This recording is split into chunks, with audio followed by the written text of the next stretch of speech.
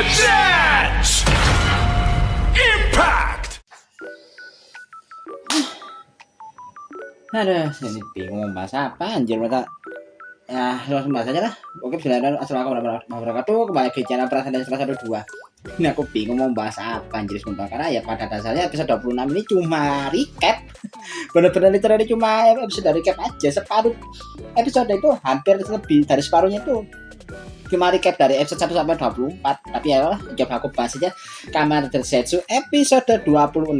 Dan ya kalau mungkin aku bahas awal dari mana, mungkin coba bahas openingnya dikit aja kan. Ini opening keduanya kan akhirnya ditayangkan kan di sini.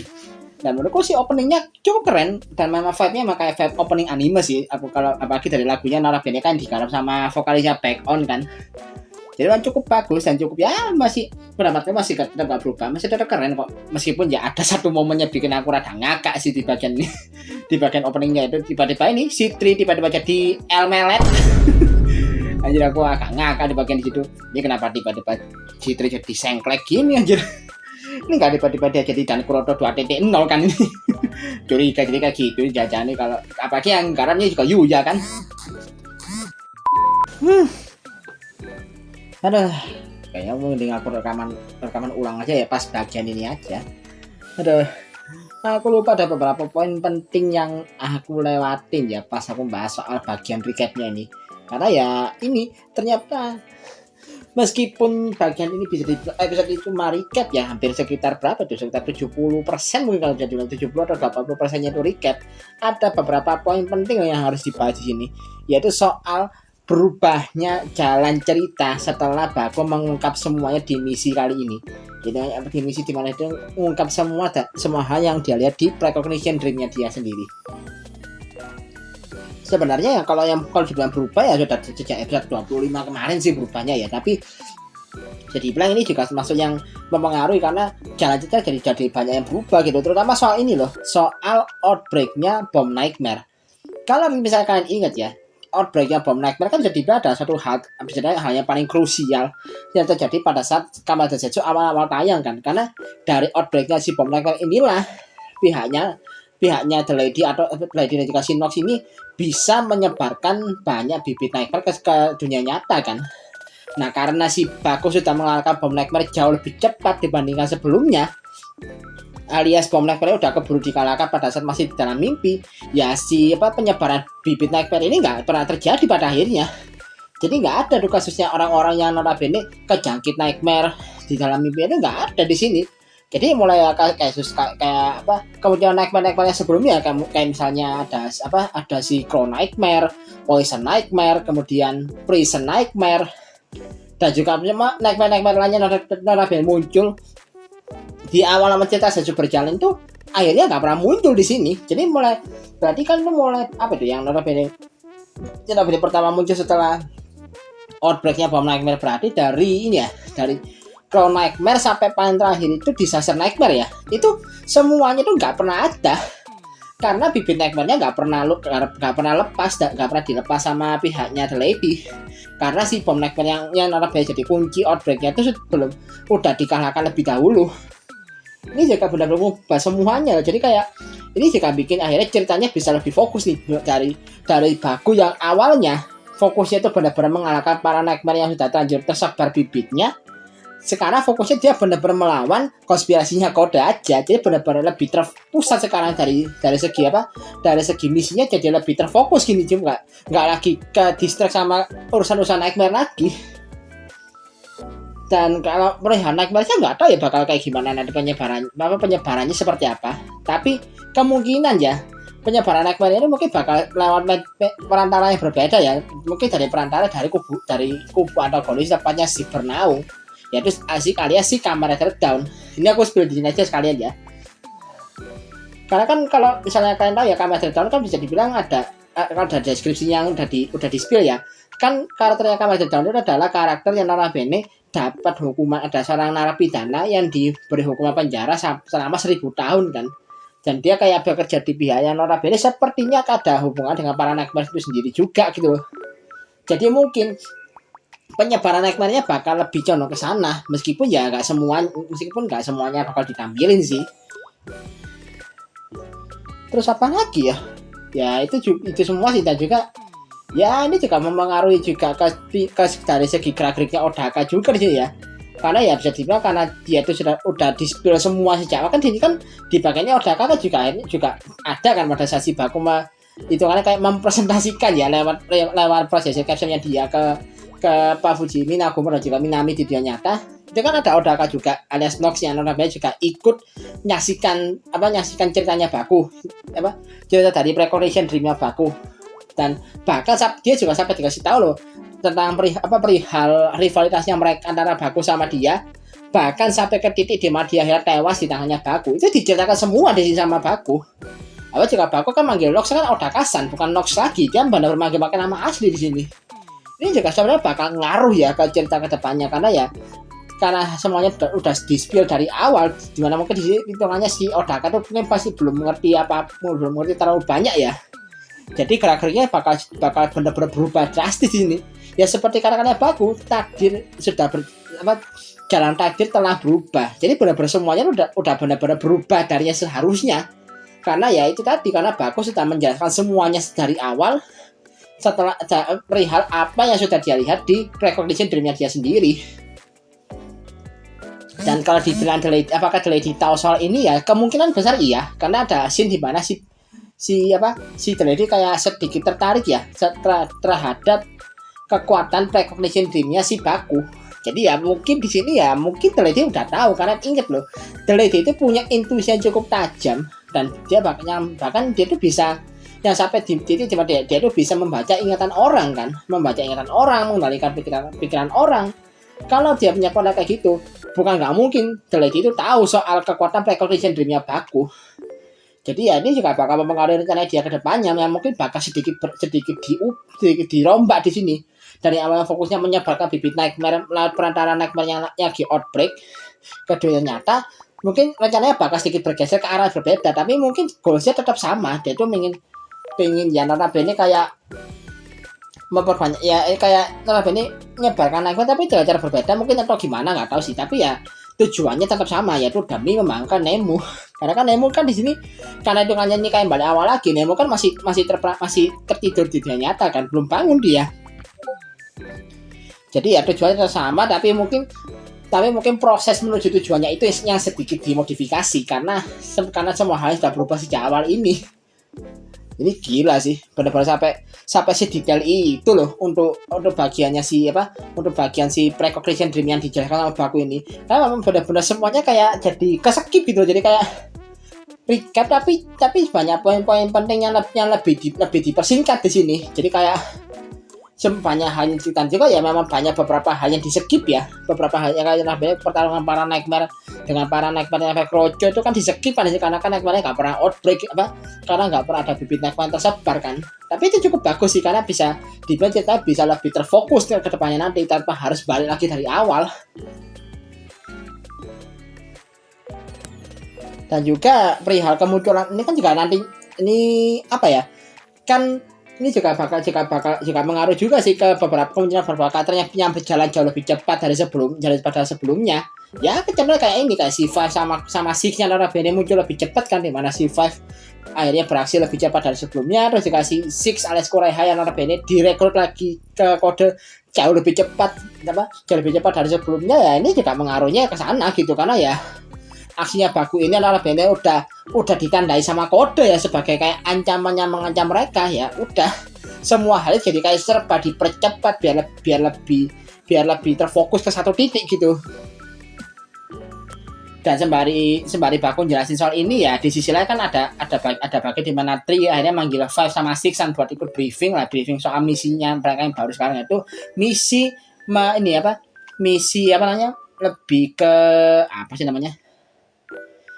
lebih ke misi buat nangkep Baku ya, nangkep kode nomor 7 yang dianggap sudah membahayakan organisasi.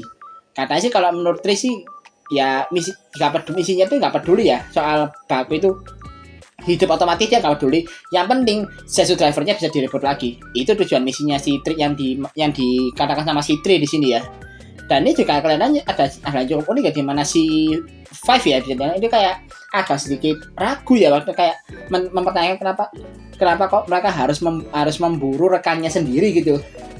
Jadi ya ada sedikit keraguan dari dirinya si Five ya bisa dunia sini. Jadi ya mungkin ya gimana ya, kalau dibilang Five itu karakter yang jahat juga nggak terlalu sih. Dia lebih ke agak uraan aja kalau menurutku pribadi ya. Apalagi kan juga sebelumnya pas di waktu misi di dalam mimpi bocil itu kan juga dia kan lebih kayak agak-agak humoris kan bisa dibilang.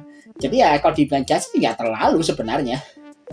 Tapi ya itu akhirnya akhirnya si Tri bilang kalau perintah adalah mutlak, jadi akhirnya si Five ya terpaksa setuju, ya akhirnya setuju aja perihal misinya kali ini. Dan Five sama Six langsung tidur masuk ke dalam mimpi untuk pergi ke depannya Baku yang lagi jelasin soal flashbacknya tadi.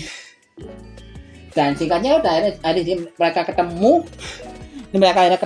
dan akhirnya mereka di sini terjadi pertarungan cukup seru ya, 2 lawan 2 karena di pertarungan antara si Five sama Six melawan Baku sama Odaka. Odakanya kan udah mau pergi kan setelah dia dikasih tahu sama Baku. Pas dia mau pergi dia langsung dicegat sama si Five. Dan akhirnya terjadi pertarungan di sini di mana si Six berubah jadi Lord Six terus dikasih, dan dia kan juga sebelumnya kan dia sempat nembak Baku sama Nemu kan. Ternyata tembakannya meleset. Kenapa? Yang dia tembak itu ternyata cuma proyeksinya Baku sama Nemu yang dihasilkan dari projection capsule. Jadi ini keren, ini mungkin yang jadi keren, yang sisi kerennya sih. Karena apa? Di sini kayak Baku itu sudah mengantisipasi kalau kode bakal bergerak kayak gini. Jadi untuk antisipasi biar dia nggak diserang sama kode duluan, dia kayak ngakali dulu, dia nampilin dirinya versi proyeksi dari projection capsule buat mengelabui pihak kode. Ini keren sih teman. Pas dia itu tiba-tiba muncul dari sisi lain sambil megang projection capsule tuh, wah ini gokil sih. Jadi benar-benar semua langkah antisipasinya udah diperhitungkan secara matang sama Baku di sini. Apalagi dia kan juga udah punya semua capsule-nya dia butuhin kan. Jadi ya langkah antisipasinya benar-benar benar-benar terfasilitasi dengan baik karena ada capsule yang benar-benar dibutuhkan di saat-saat tertentu. Jadi itu keren sih. Ini memang jadi hal yang cukup kan di arc keduanya Kamen Zetsu kali ini. Karena Bakunya jadi kayak lebih siap dan juga lebih proper buat menghadapi segala macam situasi, karena secara experience dan juga secara device-nya dia udah mumpuni banget di sini. Dan ya, akhirnya singkatnya kan ada berubah ke wujud masing-masing kan, dimana si Baku jadi Zetsu Inazuma Plasma, terus dikasih Kureha atau si Six berubah jadi Lord Six. Dan ini juga sebagai informasi ya, pertarungan ini ternyata sepertinya ya, karena proses capsule-nya masih aktif, jadi kemungkinan pertarungan ini dilihat langsung juga sama si Pak Fujimi, Nagumo dan juga Minami yang lagi di dunia nyata. Jadi sebenarnya mereka lihat langsung gitu loh. Kan juga pas ada bagian di mana waktu si Baku bilang kalau aku tidak akan membiarkan skenario mimpi buruk ini yang sama terjadi lagi. Itu kan suaranya kayak sampai gitu ke sisi dunia nyata. Jadi sepertinya ya pertarungan ini dilihat langsung sama mereka bertiga, yang berarti ini juga mungkin jadi kali pertama ya di mana Pak Fujimi, Nagumo dan juga Minami akhirnya melihat secara langsung di depan mata mereka Baku yang berubah jadi Kamen Rider. Ini pertama kali setelah berapa episode itu. Dan ya, ini kalau diadu kekuatannya jelas Zetsu Inazuma Plasma lebih unggul ya. Apalagi jika pas ada momen di mana dia nge-boost duluan kalau waktu berubah waktu si Lord Six itu Henshin sekuens perubahannya belum kelar dia udah nge-boost duluan. Ini keren sih.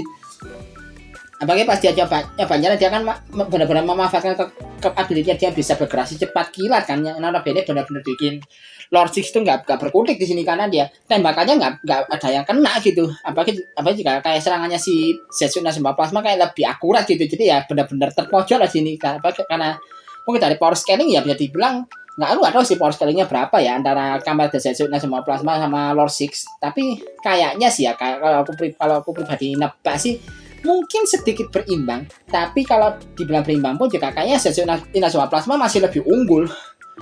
Ini kalau nggak salah ya sedikit ya, biasanya kalau dibilang mungkin karena faktor form Kamen Rider-nya maka dia lebih unggul sih. Makanya juga dari segi ability kan dia juga benar-benar jauh di atas si Lord Six kan. Terus juga si Val sama Odaka juga lagi bertarung, tapi mereka masih dalam wujud manusia ya, karena di sini kan juga sebelum mereka menjalankan misi kan juga Lord Evoker yang ada di mejanya kode kan cuma ada satu kan, itu juga dipakai sama si Korea atau si Six. Nah si Five-nya nggak pakai nggak make Lord Invoker sama sekali. Dia cuma modal breaker doang.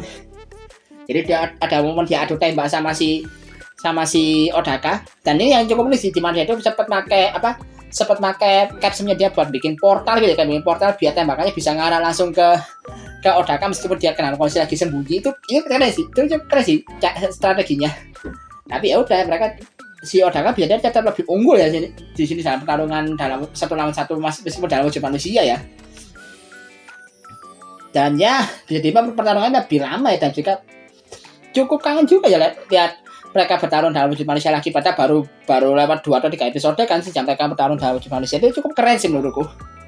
Dan pas mereka lagi seru-serunya bertarung ini yang menurutku jadi bagian gongnya bisa dibilang, yaitu ada momen di mana tiba-tiba environment mimpi mereka itu tiba-tiba berubah kayak sebuah gudang ini, kalau aku nyebutnya kayak gudangnya Toei lah kalau aku nyebutnya itu. Itu, dan pasti Odaka itu kayak nyadari sebuah keberadaan sosok tertentu, dan pas dia nengok ke atas muncul yang dinanti-nanti, yaitu apa? Muncul si Kamen Rider Dawn yang gak pakai basa-basi. Dia muncul udah kayak bener, sudah kayak aura farming banget munculnya, bahkan bisa dibilang dia langsung nebaskan breakdown down-nya dia, dan langsung serangannya benar-benar langsung tepat kena ke 4 orang ini, yaitu si Baku, Odaka, Six, dan juga Five. Kena semua dong mereka di situ. Apa sih, ada kayak semacam tebasan yang ada efek kayak hujaman pisau gilotin dipakai di situ kan.